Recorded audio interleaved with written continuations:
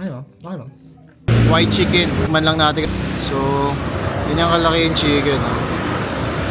Parang pang tatlong tao. May kasama na siyang biryani rice. Sikat na sikat naman na to. So, alam niyo na kung nung tsura niya. Ayun no, may tsura na nakaputi. Ayun. Ano ba yan? Antay-antay. White chicken pa more.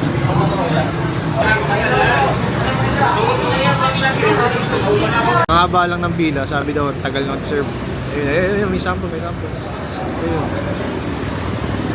So, ito yung ang white chicken. Ayan, so ganyan kalaki. So, yan, kasama siyang biryani rice, no?